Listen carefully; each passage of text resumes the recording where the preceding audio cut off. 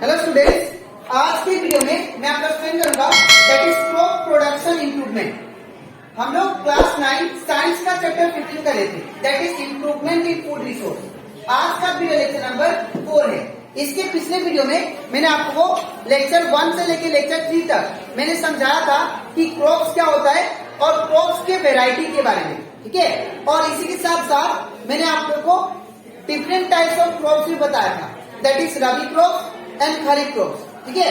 तो अगर आपको सारा कंसेप्ट अच्छे से सीखना है इस चैप्टर का वीडियो लेक्चर नंबर 1, 2 एंड 3 अगर अच्छे से सीखना है तो आप लोग उसको मेरे यूट्यूब चैनल में जाकर उसको देख सकते हो, ठीक है।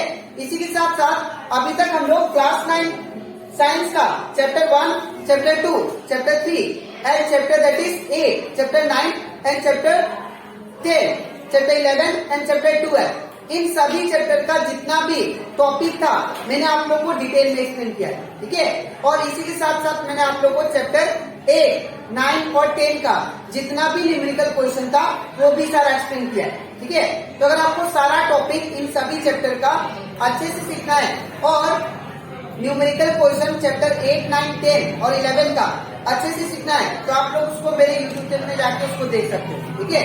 मैंने आप लोग को वहां पे मैंने आप लोग को डिटेल में समझाया, ठीक है, हर एक न्यूमेरिकल क्वेश्चन। और मैंने हर एक चैप्टर को प्लेलिस्ट बना के अपलोड कर दिया अपने यूट्यूब चैनल में, ठीक है। तो स्टार्ट करता है क्लास। यहाँ पे हम लोग पढ़ेंगे that is crop production improvement के बारे में। दैट इज क्रॉप प्रोडक्शन को कैसे इंप्रूव किया जाए वो हम लोग इस क्लास में पढ़ेंगे, ठीक है। तो यहाँ पे कैसे पढ़े ध्यान से देखिए। यहाँ पे सबसे पहले it involves different practices carried out by farming to achieve higher standard of crop production। अब क्रॉप प्रोडक्शन को इम्प्रूव करने के लिए, ठीक है, क्रॉप प्रोडक्शन को इम्प्रूव करने के लिए हम लोग क्या किए, यहाँ पे बहुत सारा फार्मिंग प्रैक्टिस होता है, ठीक है, जिसके थ्रू क्रॉप का प्रोडक्शन बढ़े, ठीक है। अब यहाँ पे क्या क्या प्रैक्टिस है, क्या क्या फार्मिंग के दौरान क्रॉप प्रोडक्शन को बढ़ाने के लिए, ठीक है, क्या क्या प्रैक्टिसेस है वो आपको यहाँ पे मैंने लिखा है, ठीक है। पहला है दैट इज न्यूट्रिएंट्स मैनेजमेंट। अगर आप लोग प्रॉपर एक पर्टिकुलर क्रॉप्स को अगर आप लोग एक प्रॉपर न्यूट्रिएंट्स प्रोवाइड नहीं करोगे, ठीक है, तो वो क्रॉप्स क्या होगा, बढ़ेगा नहीं, ठीक है। तो अकॉर्डिंग टू न्यूट्रिएंट्स यहाँ पे प्रैक्टिसेस क्या दिया देखिए, like other organism plants also require some elements for their growth. जैसे कि यहाँ पे जितना भी एनिमल्स है और जितना भी लिविंग ऑर्गेनिज्म है, ठीक है, उनको उन सभी के लिए ग्रोथ करने के लिए क्या चाहिए, न्यूट्रिएंट्स चाहिए, ठीक है। In the same way plants को भी ग्रोथ करने के लिए क्या चाहिए, न्यूट्रिएंट्स चाहिए, ठीक है। तो यहाँ पे this elements are called nutrients. तो यहाँ पे प्लांट्स को जैसे कि लिविंग ऑर्गेनिज्म के लिए ग्रोथ करने के लिए न्यूट्रिएंट चाहिए, in the same way plants को भी ग्रोथ करने के लिए न्यूट्रिएंट चाहिए। और वो क्या क्या न्यूट्रिएंट्स है वो देखिए। यहाँ पे मैंने सोर्सेस दिखाया है, ठीक है, ये न्यूट्रिएंट्स का पार्ट है ये टेबल, और ये टेबल बहुत इंपॉर्टेंट है, ठीक है। पहला यहाँ पे सोर्सेस लिखा है और यहाँ पे न्यूट्रिएंट्स लिखा है, ठीक है। तो सोर्सेस एयर से प्लांट्स को कौन सा न्यूट्रिएंट्स मिलता है, तो एयर से प्लांट्स को कार्बन और ऑक्सीजन मिलता है, ठीक है। कार्बन और ऑक्सीजन ये दोनों एक टाइप का न्यूट्रिएंट्स है जो कि प्लांट्स को चाहिए, ठीक है, for their healthy growth. Oxygen इसलिए चाहिए बिकॉज ऑक्सीजन और कार्बन ये हम लोग जानते हैं कार्बन डाइऑक्साइड। यहाँ पे एक्चुअली आप लोग कार्बन डाइऑक्साइड लिखने से अच्छा होगा, कार्बन डाइऑक्साइड, ठीक है। यहाँ पे अगर ध्यान दो आप लोग तो यहाँ पे कार्बन डाइऑक्साइड एक इम्पोर्टेंट रोल प्ले करता है प्लांट्स में। वो क्या करेगा, कार्बन डाइऑक्साइड जो CO2 होता है ये फोटोसिंथेसिस प्रोसेस करने के लिए दैट इज हेल्प करता है, ठीक है। फोटोसिंथेसिस। अब ये फोटोसिंथेसिस क्या है, ये फोटोसिंथेसिस एक टाइप का प्रोसेस है जो कि हर एक प्लांट्स करता है, ठीक है। ये एक टाइप का प्रोसेस है जो कि हर एक प्लांट्स करेगा ताकि वो क्या करे, अपना फूड को प्रिपेयर कर सके, ठीक है। Process to make food is called photosynthesis. और ये फोटोसिंथेसिस करने के लिए प्लांट्स को न्यूट्रिएंट्स चाहिए। और क्या क्या न्यूट्रिएंट्स है? कार्बन डाइऑक्साइड है, वाटर है और सनलाइट, ठीक है। और साथ ही साथ क्लोरोफिल, ठीक है। ये 4 न्यूट्रिएंट्स चाहिए प्लांट्स को, ठीक है। और ये 4 न्यूट्रिएंट्स के थ्रू प्लांट्स क्या करता है? फोटोसिंथेसिस प्रोसेस करता है, ठीक है। और वो क्या करता है? फूड को प्रिपेयर करता है। प्रोसेस है to make food, to make food, ठीक है।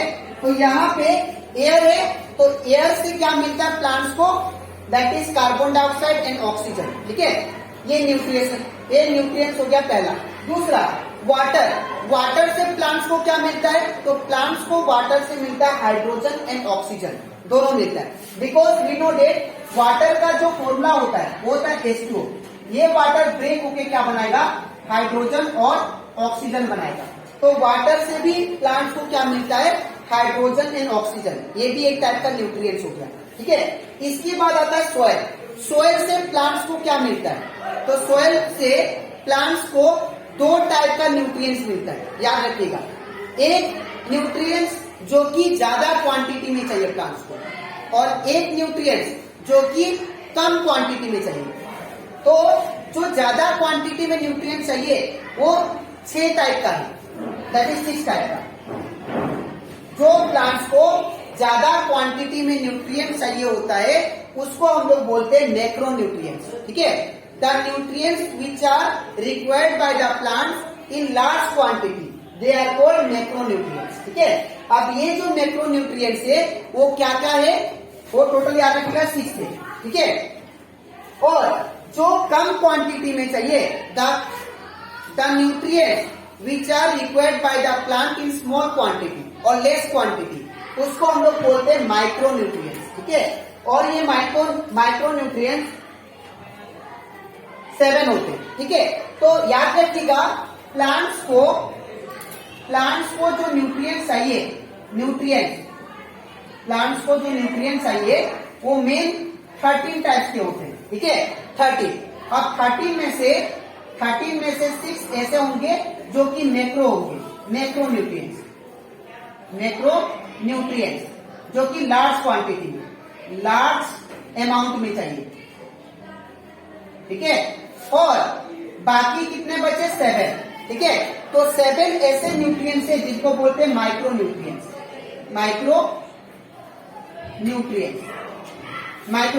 ये क्या चाहिए? ये प्लांट्स को लेस क्वांटिटी में चाहिए, लेस क्वांटिटी, ठीक है। तो इसको हम लोग क्या बोलते हैं? दैट इज, इसको बोलते हैं माइक्रो, ठीक है। तो प्लांट्स को ग्रो करने के लिए यहाँ पे 6 मैक्रो न्यूट्रिएंट्स चाहिए। मैक्रो मीन्स लार्ज क्वांटिटी में जो न्यूट्रिएंट्स चाहिए, ठीक है। और वो क्या क्या है वो देखिए। Nitrogen, phosphorus, potassium, calcium, magnesium and sulphur, ठीक है। तो ये जितना भी है nitrogen, phosphorus, potassium, calcium, magnesium, sulphur, ये सारा जो है ये प्लांट्स को लार्ज अमाउंट में चाहिए, ठीक है। अगर लार्ज अमाउंट में मिला प्लांट्स को तो क्या होंगे? आपका क्रॉप्स का जो प्रोडक्शन होगा वो अच्छा होगा, ठीक है। तो इसीलिए फार्मिंग के दौरान भी नॉलेज होना बहुत ही ज्यादा जरूरी है, ठीक है। अब नेक्स्ट दूसरा है माइक्रो न्यूट्रिएंट्स। माइक्रो न्यूट्रिएंट्स मतलब जो कम क्वांटिटी में चाहिए, ठीक है। और वो टोटल कितना है? 7 है। और वो क्या क्या है?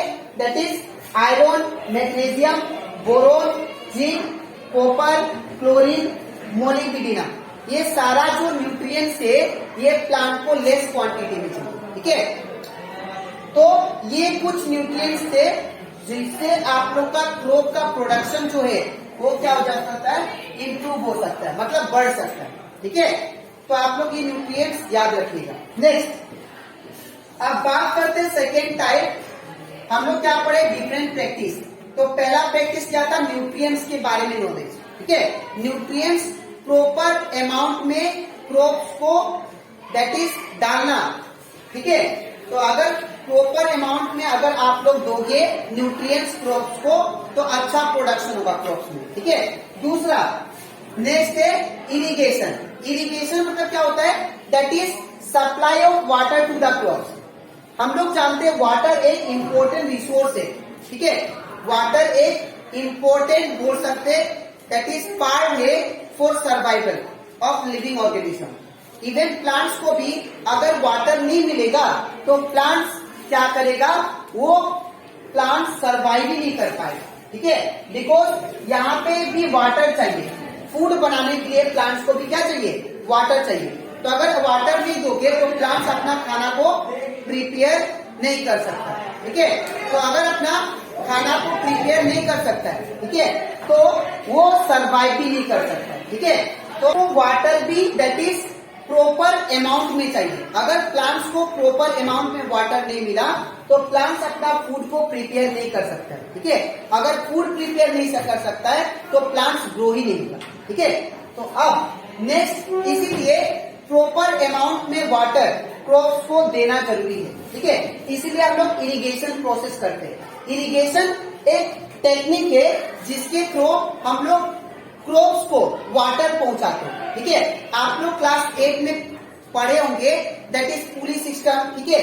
बहुत सारा ऐसा इरिगेशन का टेक्निक है, ठीक है, जिसके थ्रू आप लोग वाटर को दैट इज क्रॉप तक पहुंचाते हो, ठीक है।